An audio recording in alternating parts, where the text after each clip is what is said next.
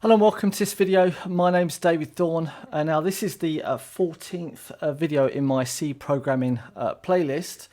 And this video we're going to start talking about the specific size of a char. We're going to be discussing a couple other things in it, but let's just move on and let's just keep going, shall we? So without any further ado, let's get started.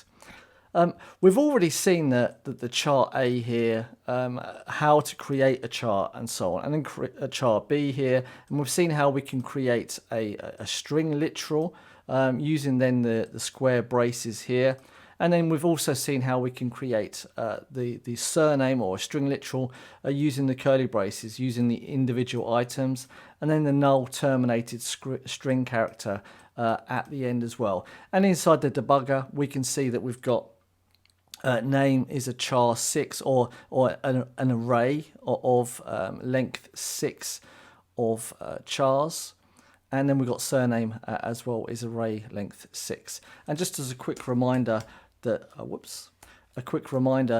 using the double quotes implicitly adds this null terminated symbol to the end of the string, so they are literally synonymous with each other. Okay, but that all said, let's now start off with understanding the size of a char, all right? And there's a function that we can use basically in C is then called the size of function.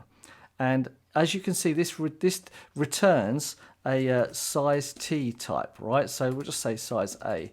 It returns a size T type. And the reason for this is because it needs to be system. It needs to be system relevant, all right?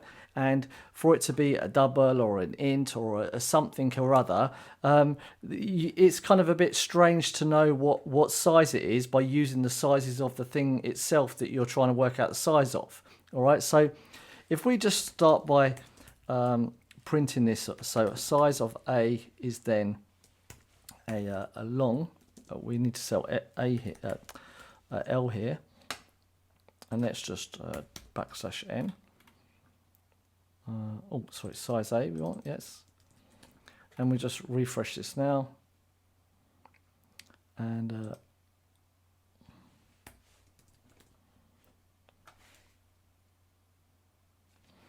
okay, that's better. So if we go and have a quick look at this, you'll see that we've got the size underscore type is within inside of another types folder and sys types folder and so on. But we're going to try and skip over this, and we see Darwin, right? Because that's I'm on a Mac, and that's something else that we'll talk about another time.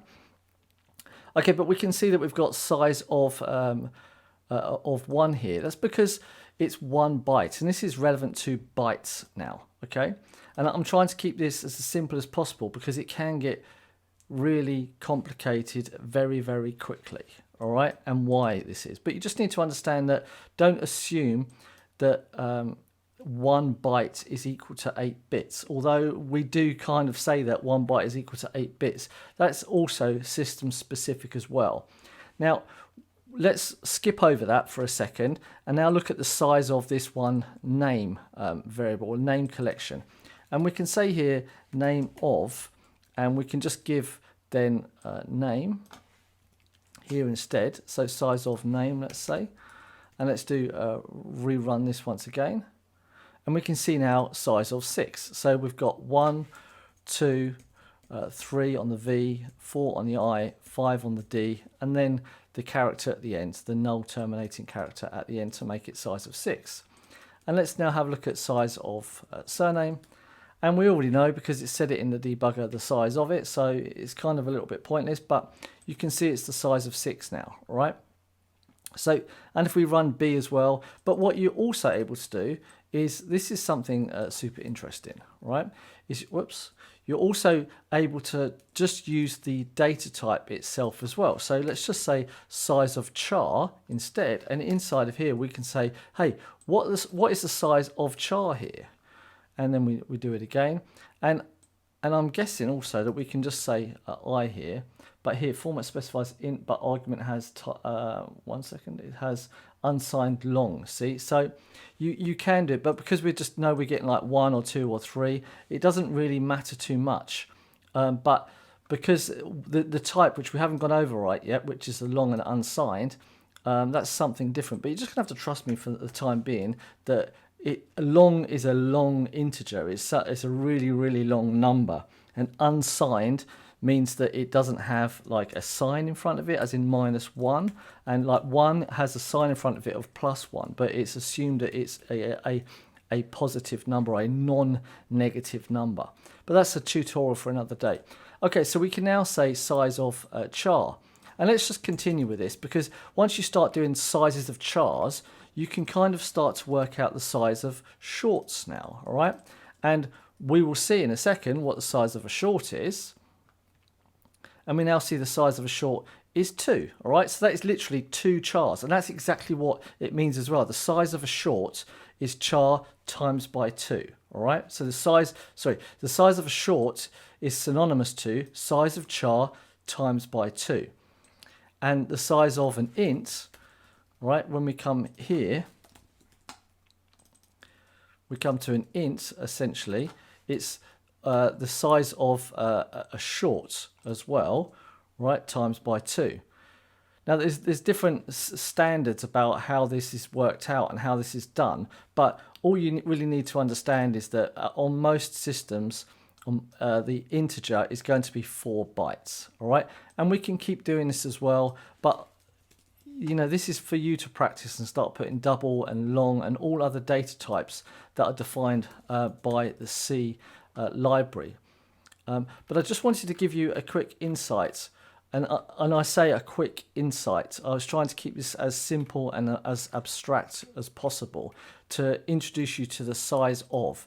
Now, what I would also introduce you to, and I'm not going to dive into it, but if you look into the limits.h in here, all right, limits.h in here, and you'll start noticing some other things, all right? And I'm going to point you in the direction to these. And this is for another video to say what these are, all right, and what these directive and so on mean. And just to go from there, because this is really interesting, and it gives you a lot more information about how this is done. Okay, so it's a bit of a mindset of the size of a char, and it isn't like a constant. It can be different, all right, and you shouldn't assume it is like a one value all the time. And this is what I'm trying to say, is that a char is the smallest type in C, okay? And the amount of bits inside of a byte is predefined with inside of this limits and so on. Okay, but that's another video. Okay, so there we go. I've now introduced you to size of, and we've seen what the size of returns, a size underscore t. But we're going to skip over that as well, and we've seen that the size of a char is 1. I'm going to go into these things in a lot more detail in other videos, and I had to decide how simplified I was going to do this, and I'm trying not to make it complicated. I'm trying to keep it as super simple as possible and not bring in any new words that we haven't been through as of yet. Okay, so yeah, anyway, thank you very much for watching. My name's David Thorne, and if you do like it, dislike it, or whatever, just give me some feedback in the comment section below, because I really like it. Even if it's a negative or critique, I really like it. Thanks very much, and I will see you in the next video.